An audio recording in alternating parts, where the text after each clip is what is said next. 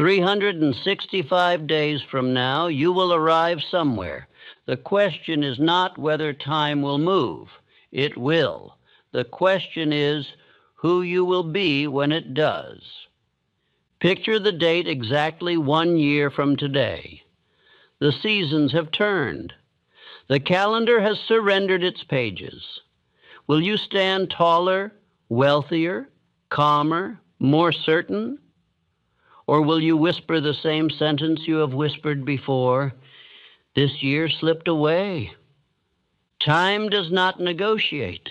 It does not slow for confusion. It does not reward good intentions. It magnifies decisions. Most men drift through a year as though it were endless. They begin January with emotion and end December with explanation. They set aims without defining them. They desire without organizing. They hope without deciding. And when the year closes, they call it bad luck. It was not luck. It was a lack of a roadmap. You were not born to wander from Monday to Monday. You were born with the capacity to choose a definite chief aim and march toward it with discipline. Yet no one showed you how to compress a lifetime of wandering into a single year of directed growth. Imagine this. It is early morning. The house is quiet. You sit with a written aim before you, clear, measurable, burning with desire.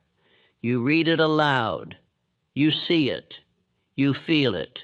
You organize your day around it. Every action bends toward that one direction. Now multiply that by 365. That is how destinies are built, not in miracles, but in mapped days. You have been told to follow your passion, but passion without structure fades. You have been told to trust the process, but without a defined plan, there is no process to trust. You have been encouraged to dream, but rarely commanded to design.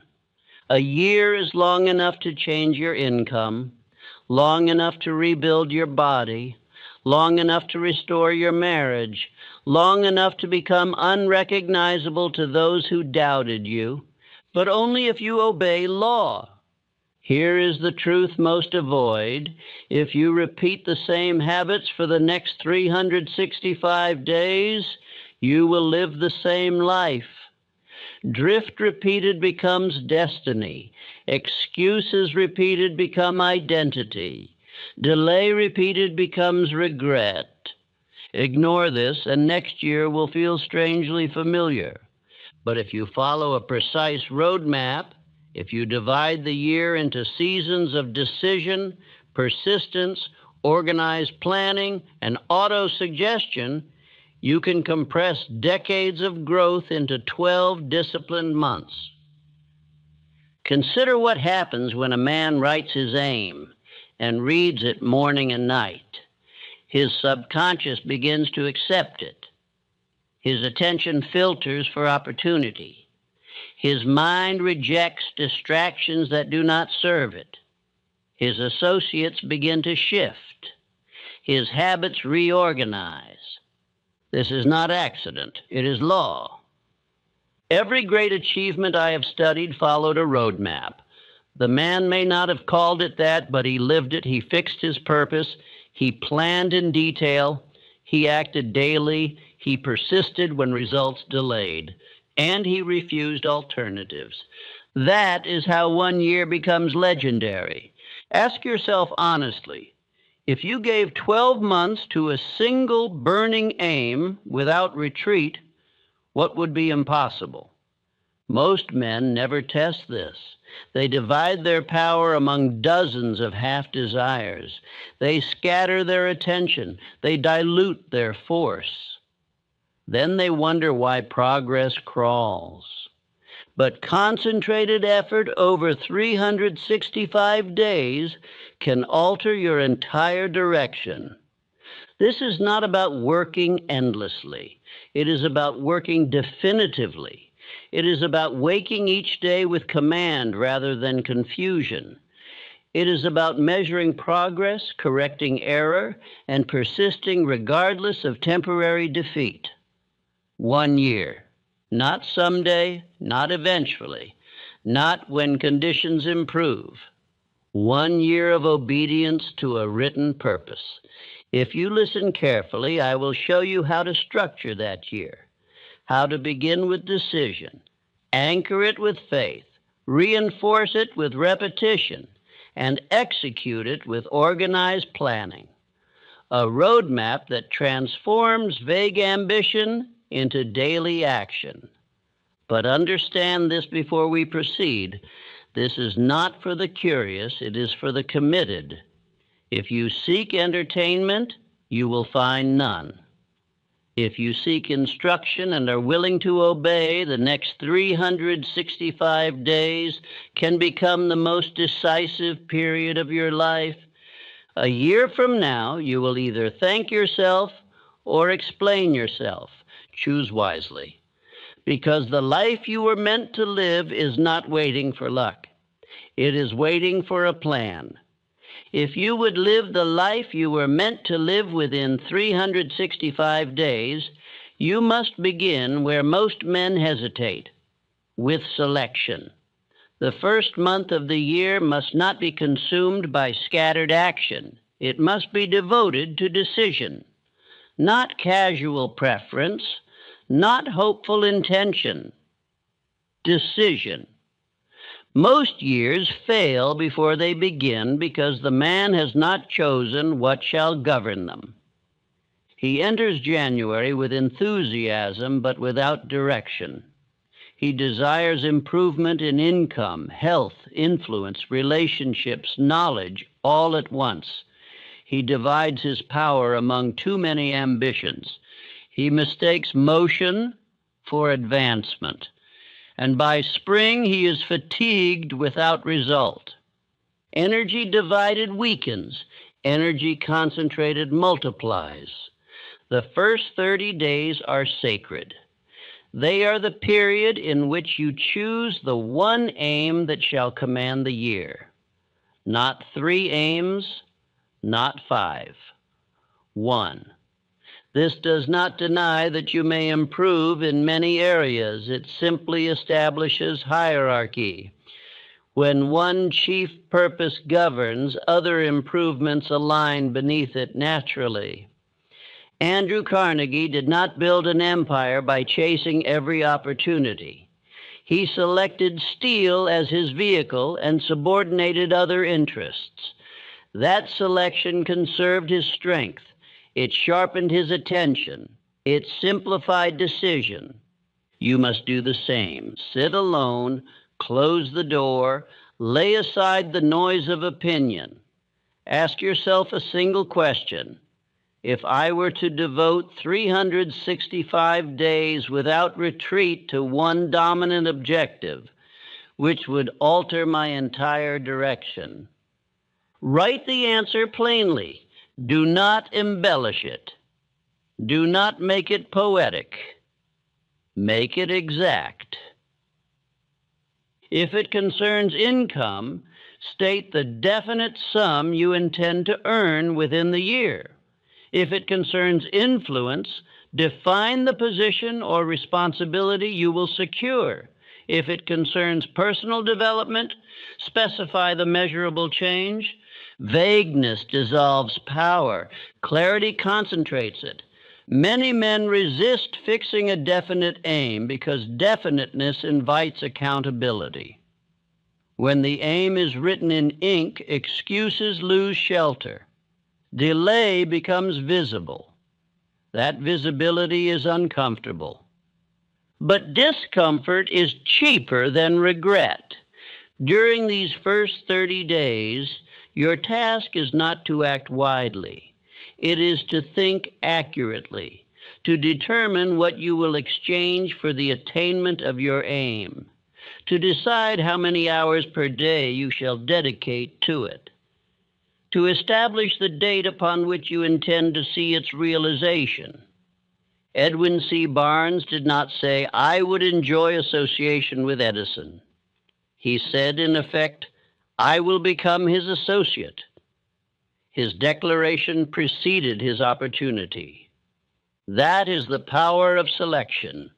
When you choose your chief aim and write it clearly, something changes in your bearing.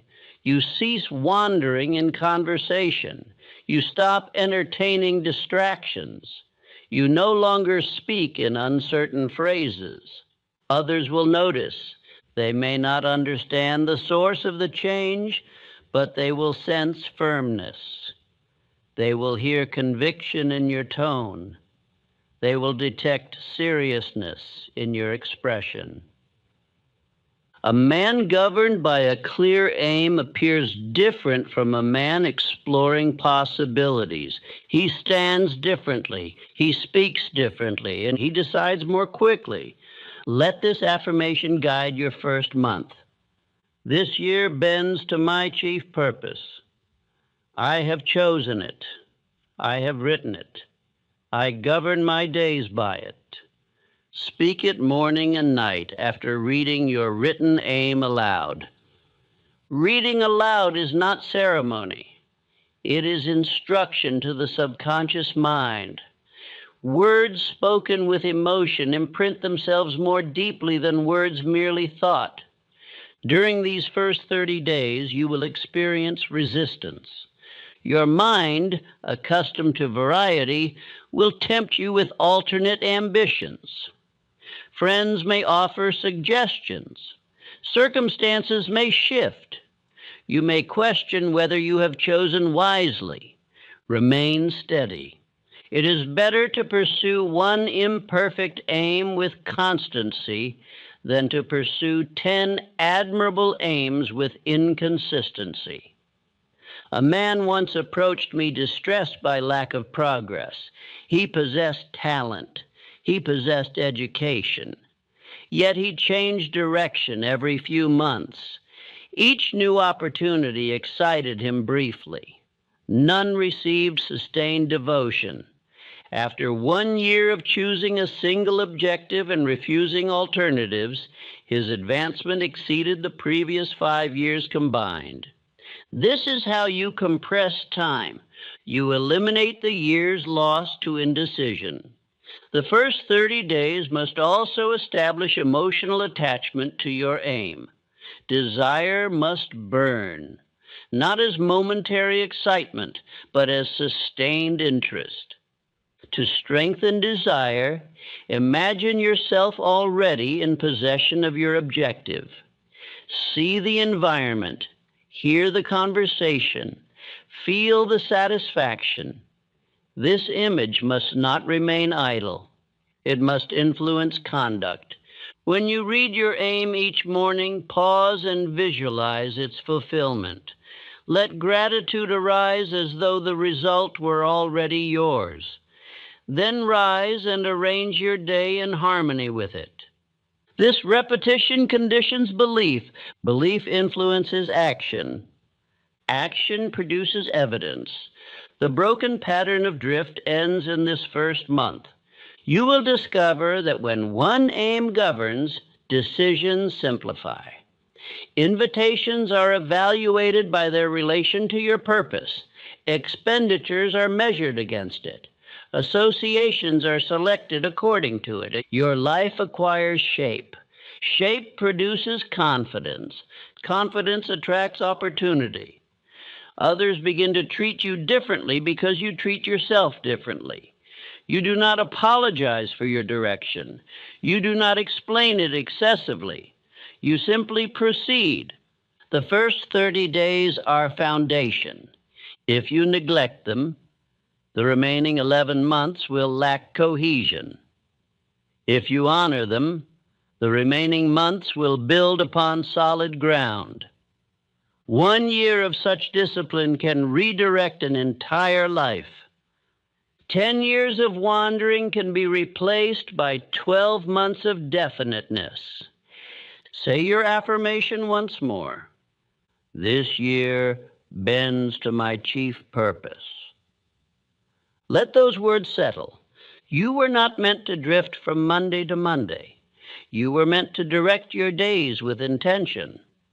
The life you were meant to live begins not with luck, but with selection.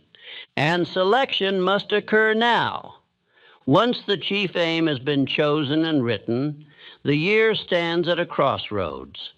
Many men stop at decision. They believe that desire alone will carry them forward. It will not. Desire is fire, but fire without containment burns wildly and soon exhausts itself. The next 60 days must be devoted to building the structure that carries desire safely and steadily toward achievement.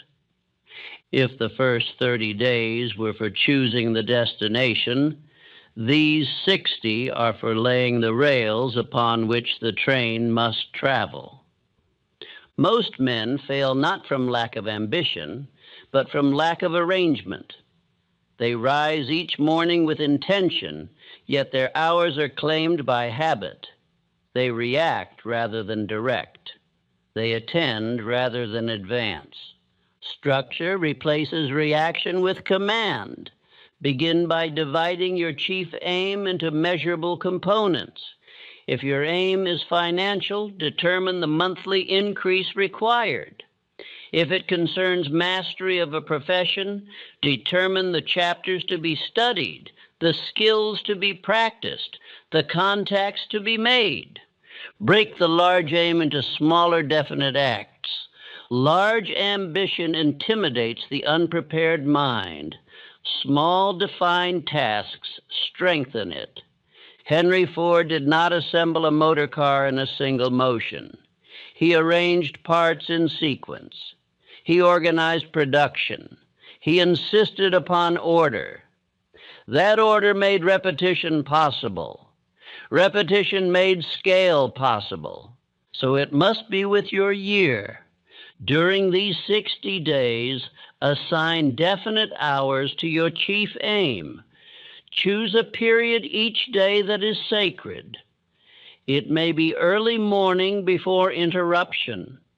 It may be evening when quiet returns, but it must be fixed. A fixed hour eliminates negotiation. If you leave your effort to convenience, convenience will rarely appear. When the hour arrives, you act, not because you feel inspired, but because you have arranged it. This habit alone can save years of scattered effort. Next, establish a weekly review. At the close of each week, examine what was done, not what was intended, not what was imagined, what was executed. Separate fact from feeling. It is easy to say, I worked hard. It is more powerful to say, I completed 5 defined actions that advanced my aim. Facts instruct. Feelings fluctuate. Keep a written ledger of your progress. When you see advancement in ink, belief strengthens. When you see delay in ink, correction becomes possible. This practice prevents self-deception. Many men allow months to pass without honest examination. They assume progress because they have been busy. Busy is not the same as productive. The next 60 days must also include the organization of knowledge. What information is required to achieve your aim? What skills must be sharpened? What counsel must be sought? Organized knowledge is power. Scattered information is distraction. Andrew Carnegie surrounded himself with men whose knowledge exceeded his own in specific fields. He did not attempt to know everything. He organized knowledge through cooperation. You must organize yours through deliberate study and association. Eliminate trivial engagements. You will discover quickly that many activities once considered harmless consume valuable hours. Conversations that lead nowhere, obligations that produce no advancement, habits that weaken energy. Structure demands elimination. Not all elimination is dramatic, some is quiet. You simply decline what does not serve your purpose. Others may notice the change. They may remark that you are less available. They may sense discipline in your schedule. Some may misunderstand. Let them. The life you were meant to live will not be built upon universal approval. Let this affirmation accompany your arrangement. My days are arranged in service of my chief aim. I act at the appointed hour. I measure my progress honestly. Speak it before beginning your daily task. You will encounter resistance. There will be mornings when fatigue tempts you to delay. There will be evenings when distraction beckons. But structure exists precisely for such moments. It carries you when emotion weakens. Within 60 days of disciplined arrangement, something becomes evident. Your mind grows calmer. When hours are organized, confusion diminishes. You no longer ask, "What should I do next?" The answer has been predetermined. Predetermination conserves energy. Energy conserved can be applied more powerfully.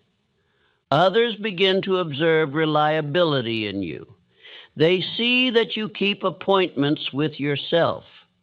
They notice that your speech is aligned with action. Trust grows. Trust is capital.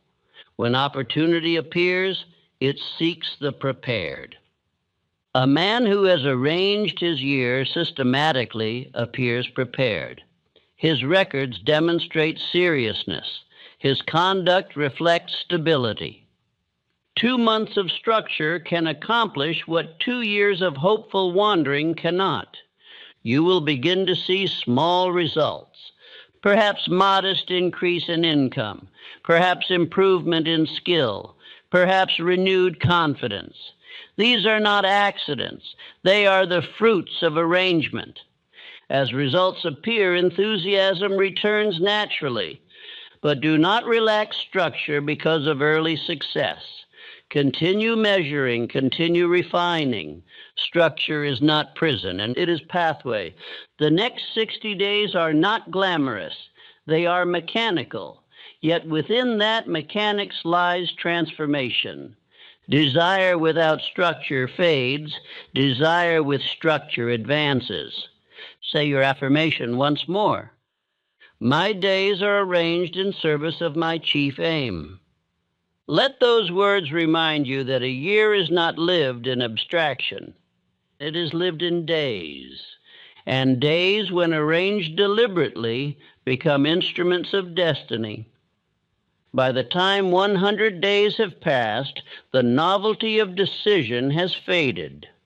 The excitement of beginning has cooled. The structure has been tested by routine. It is here, in the middle stretch of the year, that most men quietly surrender. They do not announce defeat. They merely loosen their grip. They skip the morning reading of their aim. They shorten the sacred hour. They permit small excuses to multiply. They tell themselves they will regain intensity tomorrow. Tomorrow becomes next week, and next week becomes repetition. If you would live the life you were meant to live within 365 days, you must master the middle. The middle 120 days are devoted to strengthening what I shall call the inner climate. For just as crops depend upon climate, achievement depends upon mental atmosphere. You have built structure. Now you must protect belief. The 6 ghosts of fear will return during this season. Fear of poverty may whisper when income has not yet reached expectation. Fear of criticism may arise when others question your discipline. Fear of failure may attempt to reinterpret temporary delay as permanent limitation. These whispers must not be entertained. You must not merely repeat your aim, You must repeat it with emotion and certainty. Read it morning and night. See it clearly. Feel gratitude as though it were already accomplished. Repetition is not childish. Repetition is conditioning. The subconscious mind accepts what is impressed upon it frequently with feeling. If you do not impress your aim upon it deliberately, the world will impress doubt upon it accidentally. In the middle of the year, gratitude becomes a powerful ally. When you pause each evening to note what has improved, even modestly, you reinforce faith. You remind yourself that progress is occurring, even if quietly. Without gratitude, you focus only on distance yet to travel. With gratitude, you notice distance already covered. I have seen men abandon their purpose in the 6th month because they expected dramatic transformation. They underestimated the quiet accumulation of daily obedience. Edison performed thousands of experiments before producing the result he sought. He did not interpret repetition as futility. He interpreted it as refinement. That interpretation preserved his inner climate. During these 120 days, guard your associations carefully. Negative conversation spreads like cold wind. If you permit yourself to dwell among those who mock discipline or belittle ambition, your own temperature will fall. Seek harmonious counsel. If discouragement appears, consult those aligned with your purpose. Share facts, not complaints. Invite perspective, not pity. One clear suggestion from a steady mind can restore weeks of confidence. Let this affirmation strengthen you in the middle stretch. My mind obeys my declared purpose. I nourish faith daily. I dismiss fear as intruder. Speak it when doubt attempts entry. You must also renew your emotional attachment to your aim. Desire fades if not fed. Revisit why you chose your chief purpose. Recall the dissatisfaction that preceded it. Recall the vision that inspired it. Let that vision become vivid again. Picture yourself 12 months from the beginning of the year. See the change in income. See the change in bearing. Hear others speak of your discipline. Imagination guided by purpose is workshop of achievement. Imagination unguided becomes theater of fear. The middle months are not time for expansion into new ambitions. They are time for deepening. Many men, upon achieving modest progress, become distracted by fresh opportunities. They divide their attention again. They dilute force, remain concentrated. Concentration over time multiplies power. Within these 120 days, you will notice subtle transformation. Your habits will begin to feel natural rather than forced. Rising at the appointed hour will require less argument. Performing defined acts will feel customary rather than strenuous. This is evidence that habit is forming. Habit is destiny in rehearsal. Others will observe difference in you during this period. They will say you appear calmer. They will note that you no longer speak impulsively of abandoning plans. They will sense steadiness. Steadiness attracts trust. Trust invites responsibility. Responsibility increases opportunity. The middle of the year is where most men lose 10 years of potential. They abandon effort when results are forming beneath the surface. If you endure this stretch with discipline of thought and reinforcement of belief, you will compress years into months. Consider again my son, who was born with severe limitation of hearing. Had we accepted the initial verdict of impossibility, his life would have narrowed accordingly. But through repeated suggestion, through persistent belief, and through organized effort, limitation yielded. It was not immediate, it was cumulative. So it is with you. The life you were meant to live will not appear through one dramatic event.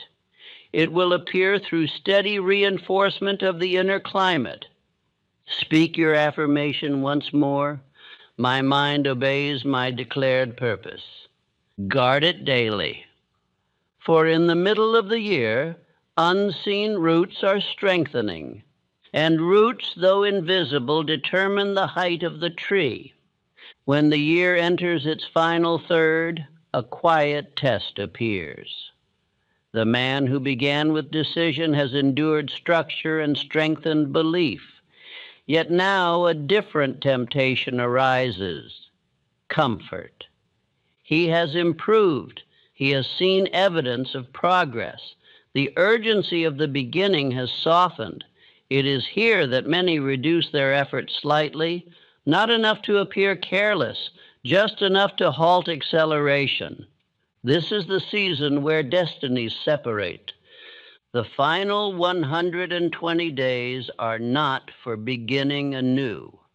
They are for intensifying what has already been established. What was once discipline must now become momentum. Momentum is power accumulated through repetition. During these months, you must guard against premature satisfaction. A modest increase in income is not the summit. A noticeable improvement in confidence is not completion. The aim written at the beginning of the year still stands in ink. Review it again. Compare it not with how you felt in January, but with what you have executed. Where are you in relation to the exact measure you set? If distance remains, this is not cause for discouragement. It is signal for increased precision. The law of accumulation works most strongly in the latter stages of persistence. The story of the prospector who abandoned his claim 3 feet from gold must be remembered here. Many men labor diligently for months, then withdraw just as results prepare to appear. Temporary fatigue is not permanent defeat. In these final months, increase attention to the sacred hour you established earlier in the year. Protect it with greater vigilance. What was once habit must now be treated as investment.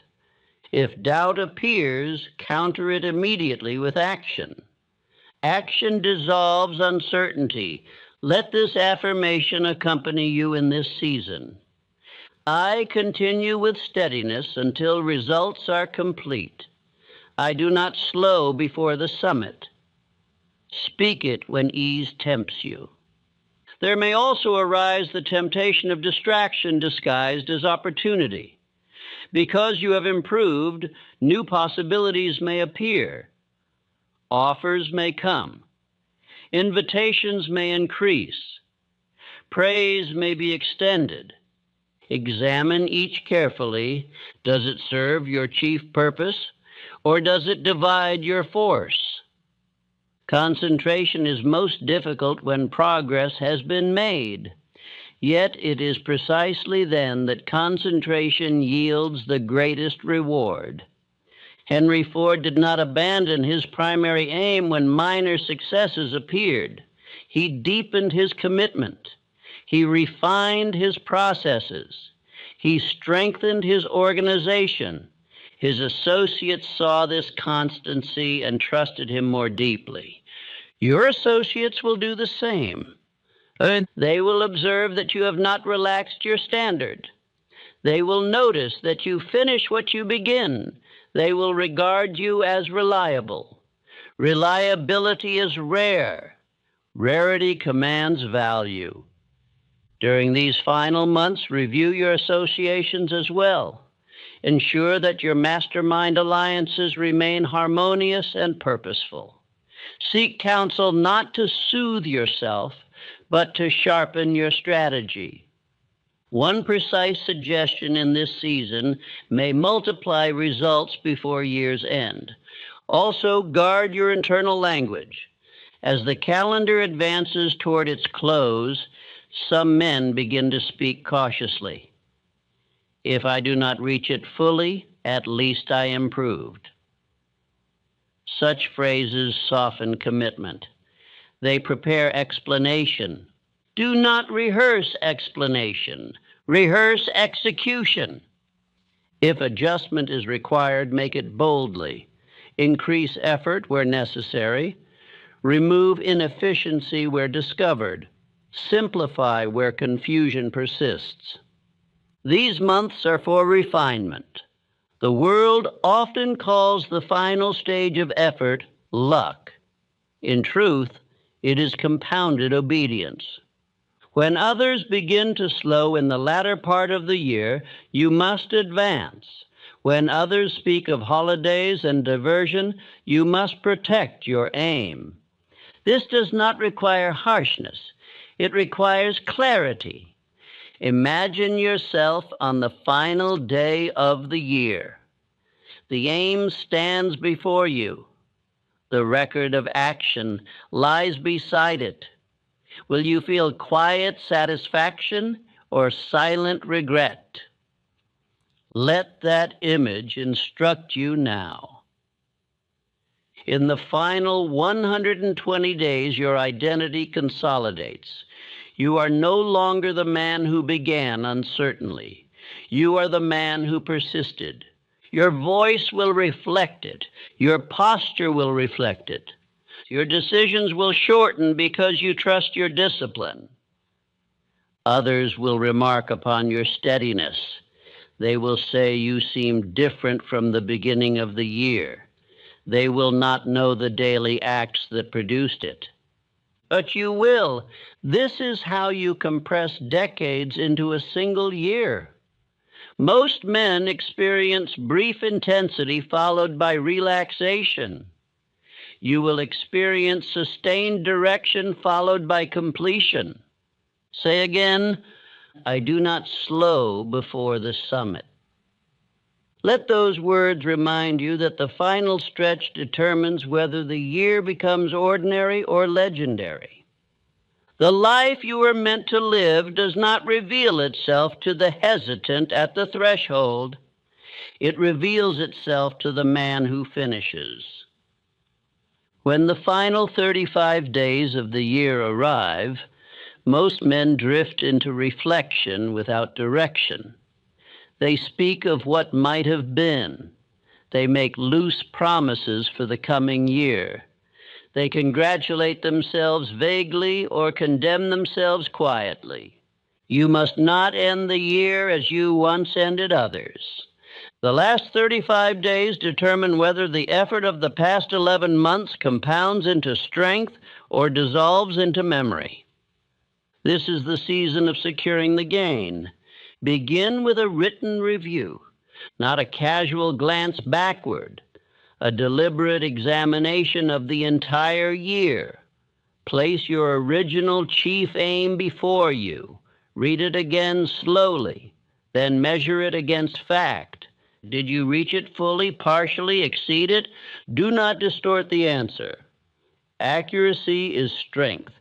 If the aim was achieved, record how. What habits proved decisive? What hours were most productive? What associations strengthened you? Identify the exact causes of success. If the aim was not reached completely, record why. Was the target unrealistic? Was effort inconsistent? Were distractions permitted? Identify without self-condemnation, but with clarity. Clarity is the instrument of multiplication.